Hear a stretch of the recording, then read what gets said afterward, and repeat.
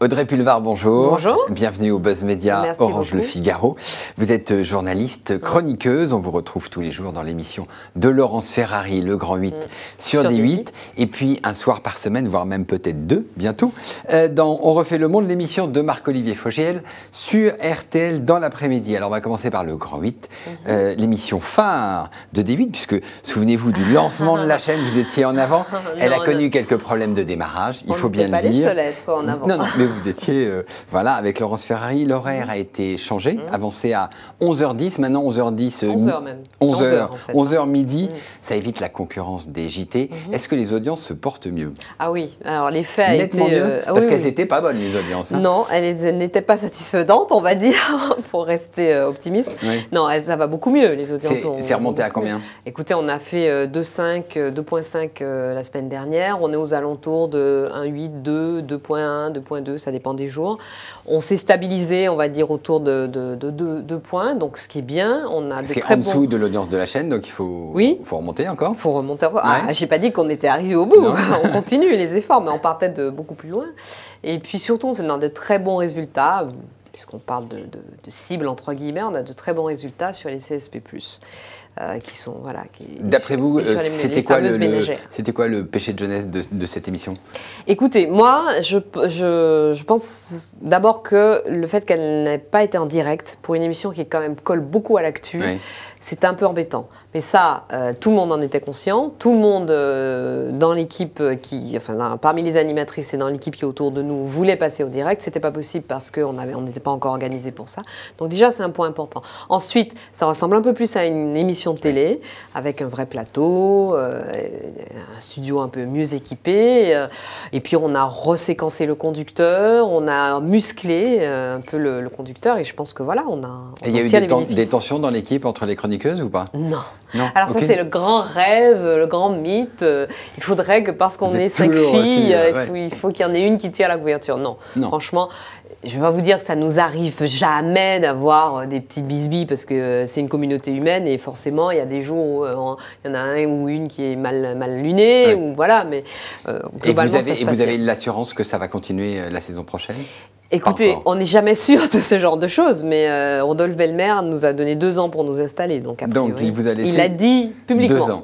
Alors, Audrey Pulvar, vous avez connu 2 années difficiles, puisque vous êtes partie du 6, voire même 3, 6, 7 de France Inter, de l'émission de France 2, On n'est pas couché, de Laurent Ruquier, puis de la rédaction des Inrecuptibles. Très récemment, est-ce que vous avez payé cher le fait de vivre avec Arnaud Montebourg? Oui, je crois qu'on peut le dire. Je crois que j'ai payé très cher. Écoutez, et quelle leçon vous en tirez? C'est-à-dire que Moi, je suis restée la même personne. J'ai toujours gardé mon indépendance d'esprit, ma liberté de ton, ma liberté de parole, mes sujets de prédilection. Je n'ai pas la sensation d'avoir changé en étant avec ou en n'étant plus avec Arnaud Montebourg. Mais est-ce que vous croyez... Allez-y, pardon. J'en ai subi, parce que c'est vraiment le terme subir qui est le bon, j'en ai subi des conséquences fort désagréables, qui j'espère sont maintenant derrière moi.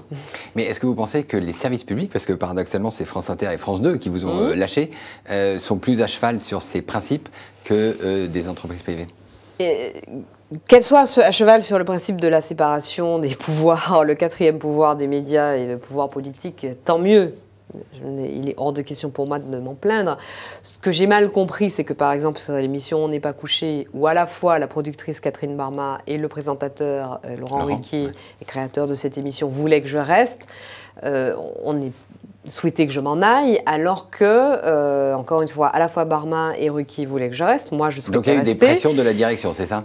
La direction a clairement dit qu'elle ne souhaitait pas que je reste. Or, j'étais dans cette émission pour affirmer un point de vue, pour défendre des idées, pour justement être engagée. Donc je Donc ça me pose toujours la question de savoir pourquoi. C'était plutôt raccord. Voilà, pourquoi je n'y avais plus ma place. Mais bon, c'est du passé. Alors après, vous êtes passé à la presse, puisque vous avez longtemps journaliste de presse écrite, Les Inrecuptibles.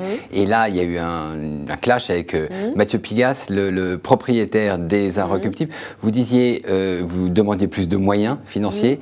Qu'est-ce qui s'est passé exactement avec lui? Là aussi, il y a eu un problème avec l'histoire de la BPI et Arnaud Montebourg? Oui, d'ailleurs, oui, tout à fait.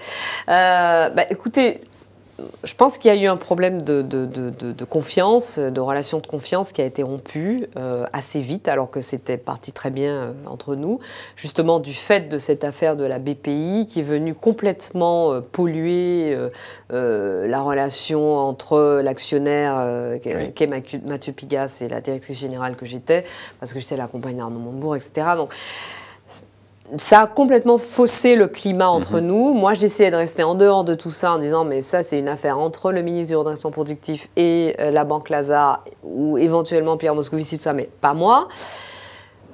J'ai pour coutume de dire que j'étais un dommage collatéral dans cette affaire. Donc après, si vous voulez, la relation a été très mauvaise. Bon, c'est comme ça arrive. Et j'ai eu la sensation, et je n'étais pas la seule, parce que c'était aussi la sensation du personnel des Inroc, que finalement le journal était un peu pris en otage dans ce conflit de personnes. Donc j'ai préféré partir, parce que je constatais que l'effet était négatif sur le journal. Et ça se passait bien ? Essentiel à la fois pour lui et pour moi, parce que lui est très attaché à ce titre, il l'a beaucoup soutenu, et ça je tiens à le souligner, il l'a beaucoup soutenu financièrement, et je pense qu'il continuera. Donc à la fois pour lui et pour moi, on se rendait compte que le journal en pâtissait, donc il vaut mieux dans ces cas-là. Et sinon ça se passait bien avec la rédaction et les ventes montées ? Contrairement à ce qui a été dit et écrit dans beaucoup de journaux, ça se passait bien avec la rédaction. Oui, il y avait 100 personnes aux Inroc. Quand je suis arrivée, il y en a 2, 3 qui sont partis. Les autres sont restés. Ça s'est bien passé avec eux. J'ai gardé de très fortes amitiés. Je suis très heureuse de ce passage aux Inroc. Alors, vous êtes journaliste télé, presse écrite, radio. Oui. Là, vous êtes donc, on l'a dit, journaliste tout court sur D8 et sur RTL. Vous avez d'autres projets? Rebondir? Écoutez, c'est ce que tout le monde me dit, rebondir, mais c'est déjà pas mal. J'ai une quotidienne avec Laurence Ferrari, qui n'est pas n'importe qui.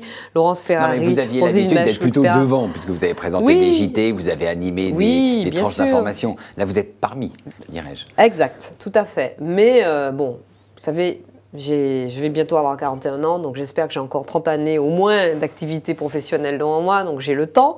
Ensuite, réussir le Grand 8 avec Laurence, Roselyne, Absatou, Elisabeth, réussir à faire de cette émission un grand rendez-vous qui est de plus en plus d'audience, c'est un challenge important, donc je suis déjà attelée à ça. Concentrée sur les 2 prochaines années. On refait le monde, c'est très agréable, c'est du boulot, et je travaille, et puis bon, écoutez, après, on verra. Pour l'instant, déjà réussir ce que je fais, c'est pas mal. Très bien, Audrey Pulvar, merci beaucoup. Merci et nous nous retrouvons demain avec un nouvel invité. Merci. Merci.